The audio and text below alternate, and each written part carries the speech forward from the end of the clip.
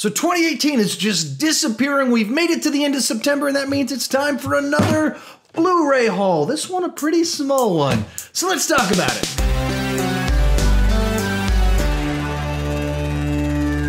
Hi, if you're new here, my name is SeanChandler, and I started this channel because I was driving everyone around me crazy talking about movies way too much. If you can relate to that, then you're probably in the right place, and consider clicking that subscribe button. With that said, every month I tell you the Blu-rays and other kind of fun, nerdy stuff that I pick up in the month. September was a pretty light month for me, and there's a simple reason for that.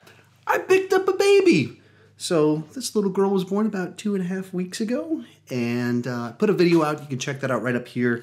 Kind of when our kids met her for the first time and all that fun stuff. But when you got a new one of these, you're not running around to Best Buys and Walmarts and Targets picking up as many movies as you can. So yeah, here she is. This was our big haul, family haul for this month.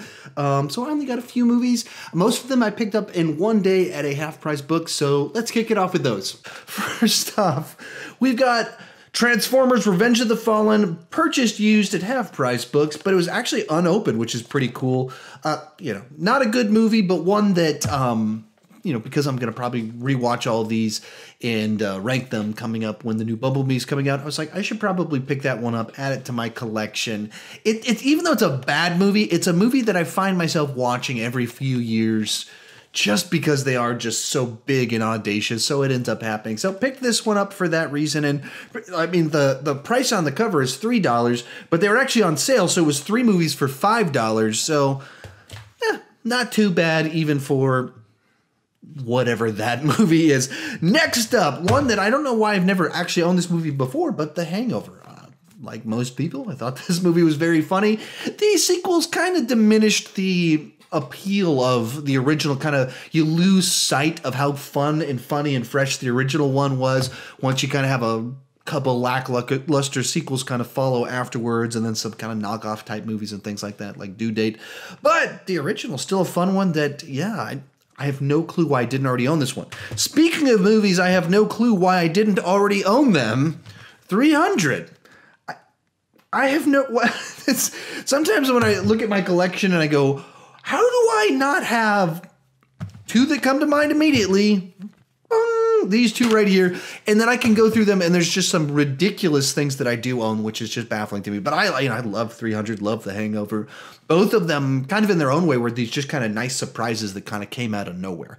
That there was a little bit of buzz, but the big thing that made them successful is that they cut a great trailer, and then the trailer delivered, and then each of them kind of did launch their stars to stars of the movie into kind of A-listdom with Gerard Butler before that movie.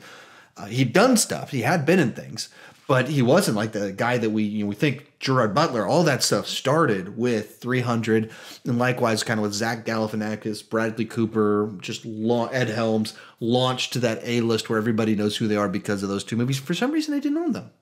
And now I do because they were on sale at half-price books. And then the one that's an actual new purchase, ta-da! Solo: A Star Wars Story. All of the drama aside, all of the behind-the-scenes stuff, put aside the fact that I wasn't crazy they were making the movie in general, I dug it. Rewatched it yesterday, still dig it. It just is a fun, non-pretentious Star Wars movie. It does not feel like it has the weight on its shoulders or anything like that. There's just, let's kind of go through the underworld of the world of Star Wars with a fun, charismatic lead, or several fun, charismatic leads in the movie. We're good to go. And, I'm L7. I wish they'd left that. There's just no reason to do any of the L7 crap in the movie. But beyond that, just a kind of a fun adventure for me. I thought about getting the 4K Steelbook, but I don't have a 4K Blu-ray player or 4K TV. Don't think I'm going to be doing that anytime soon. And it was like $15 more. So I was like, probably don't need to start spending $15 extra per movie that I buy for technology that I don't have and just have cool packaging. So I went with the boring one then. And I don't know what it is with Disney with their multi-screen editions. I hate the way that looks on these. I mean, it just drives me crazy. I don't get it. Like, just make the cover of your movie a work of art, especially with slip covers and things like that. Like, why would both of these have that ugly, ugly little strip. And then even down here, this is what the back is for. The back is where you give me information, not like that, not the front. You know, I don't know. I keep almost knocking things over. I have all this trash over here, and then my small stack tipped over onto my empty cup. Anyway, there you have it. That's all I picked up this month. Thank you guys so much for watching and having a little bit of informal time with me without all the cuts, the editing, and fun stuff like that. Just Sean Chandler hitting record. Until we get to the end of the video, thank you so much for watching, and keep talking movies too much.